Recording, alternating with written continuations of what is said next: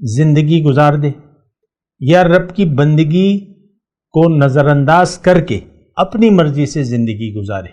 آج کا مسلمان اپنی مرضی سے زندگی گزار رہا ہے اور بندگی کو ہم نے محدود کر لیا ہے صرف نماز، روزہ، حج، زکوٰۃ تک۔ خواتین کہتی ہیں میں نے تو پردہ کر لیا، مرد کہتے ہیں میں نے تو داڑھی چھوڑ دیا اور میں کیا کروں، نماز روزہ تو میں کر رہا ہوں اور میں کیا کروں۔ یہ نہایت ایک گمراہ کن تصور ہے عبادت کا، یعنی ہم نے اس کو محدود کر لیا ہے نماز روزہ تک، حالانکہ ایسی بات نہیں ہے۔ اعوذ باللہ من الشیطان الرجیم، بسم اللہ الرحمن الرحیم۔ اللہم صلی علی سیدنا محمد معدن الجود والکرم آلہ وسلم۔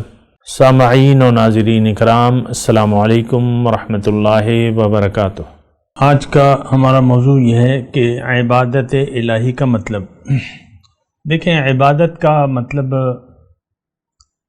جاننے کی نہایت اشد ضرورت ہے، کیونکہ اس وقت کا جو معاشرہ ہے وہ عبادت کے مفہوم کو اس نے محدود قرار دے دیا ہے۔ میں یہ نہیں کہہ رہا کہ عبادت کا مفہوم غلط ہے، لیکن جو عبادت کا مفہوم ہے وہ ہم نے نہایت ہی محدود کر دیا ہے۔ عبادت ہم کہتے ہیں کہ کلمہ، نماز، روزہ، حج، زکوٰۃ۔ آپ دیکھ لیں ہماری اسلامیات کی عام طور پہ جو کتابیں ہوتی ہیں نصاب کی، اس میں بھی عبادات کا چیپٹر جو ہے وہ ان موضوعات تک محدود ہوتا ہے۔ عبادات تو وہ نماز، روزہ، حج، زکوٰۃ تک محدود ہوتا ہے۔ مطلب یہ ایک عام رویہ ہے ہمارا قومی سطح پہ کہ عبادت کا مطلب ہم نے محدود سمجھ لیا ہے، ایسی بات نہیں ہے۔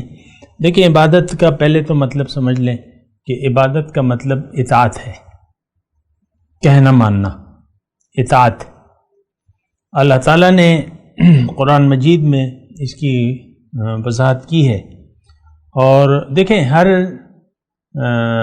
اطاعت الہی، عبادت الہی یا اطاعت الہی، یہ تقریباً ایک دوسرے کے مترادف ہیں، یعنی ہم معنی ہیں۔ جو بندہ اطاعت کر رہا ہے وہ عبادت کر رہا ہے، اور یعنی یہ دونوں لفظ جو ہیں یہ عربی کے ہیں، اور پھر بندگی بھی اسی میں آ جاتی ہے، یعنی اسی مفہوم میں پھر بندگی کا بھی وہ لفظ آ جاتا ہے۔ جو جو اطاعت کر رہا ہے وہ بندگی کر رہا ہے، جو بندگی کر رہا ہے وہ عبادت کر رہا ہے۔ لیکن یہ ہے کہ تھوڑا سا اس کے مفہوم کو اگر آپ سمجھیں قرآن کے حساب سے، تو دیکھیں یا تو آپ انسان اور یعنی ہم میں اور دیگر مخلوقات میں فرق یہ ہے کہ اللہ تعالیٰ نے دیگر مخلوقات کو مجبور پیدا فرمایا ہے، یعنی ہر ایک اپنا مقصد تخلیق پورا کرنے پر مجبور ہے۔ ایک بات یہ نوٹ کر لیں، وَلِلَّهِ يَسْجُدُ مَنْ فِي السَّمَاوَاتِ وَالْأَرْضِ، زمین اور آسمان میں جو کچھ بھی ہے وہ اللہ کے سامنے سجدہ ریز ہے، یعنی اللہ کی اطاعت کر رہا ہے۔ کوئی چیز قانون الہی، یعنی ہر چیز قانون الہی کی پابند ہے۔ اس کو ہم یعنی فطرت بھی کہتے ہیں، قدرت آپ کہہ لیں، فطرت کہہ لیں، اور بہرحال ہر چیز جو ہے پھر مجبور ہے۔ ہر تخلیق کا ایک مقصد ہے اور ہر تخلیق مجبور ہے کہ وہ اس مقصد کو پورا کرے۔ کس طرح پورا کرے گا؟ مقصد کیا ہے؟ یعنی ہر تخلیق کو اس کی مقصد اور طریقہ کار کا جو پروگرام ہے اللہ تعالیٰ نے دے دیا ہے، اور وہ کر رہا ہے۔ کل قد علم صلاتہ و تسبیحہ، ہر مخلوق اپنی مقصد اور طریقے کو جانتی ہے۔ مثال کے طور پہ آپ دیکھیں، شہد کی مکھی جب بالغ ہوتی ہے تو اپنے کام پر جٹ جاتی ہے، بچہ ہوتی ہے تو وہ تو ذمہ دار نہیں ہوتی، لیکن جب شہد کی مکھی بالغ ہو جاتی ہے، جوان ہو جاتی ہے، تو ہماری طرح اس پر بھی ذمہ داریاں عائد ہو جاتی ہے، اور وہ پھر مجبوری سے وہ کام کرتی رہتی ہے، اور یہ ساری کائنات اسی طریقے کے مطابق چل رہی ہے۔ ساری کائنات، اس میں کوئی خاص خشک و تر سب کچھ جو ہے اس میں شامل ہے۔ اچھا، اب انسان کا جو مقصد تخلیق ہے اور اس کی جو ہدایت ہے اللہ تعالیٰ نے اس کو اپنا مقصد تخلیق پورا کرنے پر مجبور نہیں کیا ہے۔ ایک بات تو یہ نوٹ کر لیں، یعنی اشرف المخلوقات ہم کہتے ہیں نا کہ تمام مخلوقات میں اشرف ہے اور الگ ہے، تو الگ اس طریقے سے ہے کہ ایک تو یعنی اس کو اختیار حاصل ہے کہ اپنا مقصد تخلیق کو پورا کرے یا پورا کیے بغیر زندگی گزار جائے۔ اور دوسری بات یہ ہے کہ یعنی آپ یہ نوٹ کر لیں کہ میرا جو موضوع ہے وہ عبادت ہے، اطاعت، بندگی۔ اب بندگی میں ہمیں کمال جو ہے وہ بندگی میں حاصل ہو سکتا ہے، یہ بات نوٹ کر لیں۔ یہ نہایت اہم نقطہ ہے، اس بات کو نوٹ کر لیں۔ انسان کو اس کی معراج اس وقت حاصل ہوگی کہ جب یہ رب کی اطاعت شروع کر دے، عبادت شروع کر دے یا بندگی میں جڑ جائے۔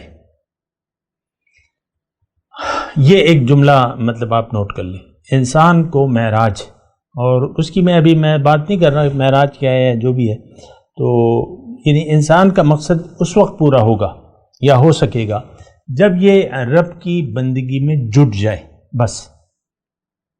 اب بندگی کیا ہے، اطاعت کیا ہے، عبادت کیا ہے، اس کا مفہوم جو ہے میں اللہ کی توفیق سے آپ کو بیان کرتا ہوں۔ دیکھیں، ہر چیز اپنے ضد سے پہچانی جاتی ہے۔ اللہ کی مرضی سے زندگی گزارنا عبادت کہلاتا ہے، اور اپنی مرضی سے زندگی گزارنا جو ہے وہ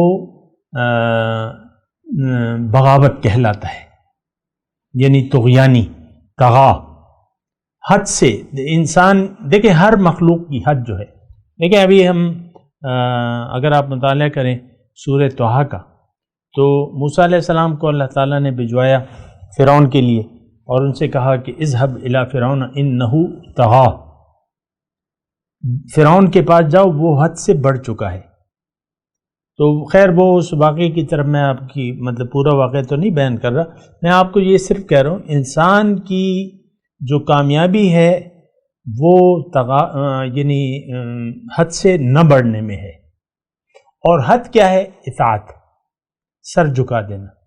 اگر انسان کا سر جھک گیا تو یہ اپنے منزل تک پہنچ جائے گا، اس کی زندگی یعنی کامیاب ہو جائے گی، یہ زندگی میں کامیاب ہو جائے گا۔ لیکن اگر یہ اپنی حد سے بڑھ گیا، اور حد کیا ہے؟ بندگی، اطاعت، رب کا حکم، رب کی مرضی، یہ اس کی حد ہے۔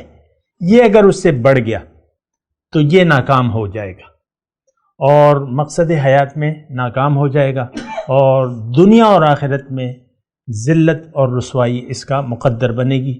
یہ بات بھی نوٹ کر لیں۔ دوبارہ اس مضمون کو میں ذرا مختصر کر کے بیان کرتا ہوں کہ دیکھیں ہمارے سامنے انسان جب آ جاتا ہے، جوان ہو جاتا ہے، تو اس کے سامنے دو راستے ہوتے ہیں، یا تو یہ رب کی بندگی میں زندگی گزار دے، یا رب کی بندگی کو نظر انداز کر کے اپنی مرضی سے زندگی گزارے۔ آج کا مسلمان اپنی مرضی سے زندگی گزار رہا ہے، اور بندگی کو ہم نے محدود کر لیا ہے صرف نماز، روزہ، حج، زکوٰۃ تک۔ خواتین کہتی ہیں میں نے تو پردہ کر لیا، مرد کہتے ہیں میں نے تو داڑھی چھوڑ دیا، اور میں کیا کروں، نماز روزہ تو میں کر رہا ہوں، اور میں کیا کروں۔ یہ نہایت ایک گمراہ کن تصور ہے عبادت کا، یعنی ہم نے اس کو محدود کر لیا ہے نماز روزہ تک، حالانکہ ایسی بات نہیں ہے۔ اطاعت کلی،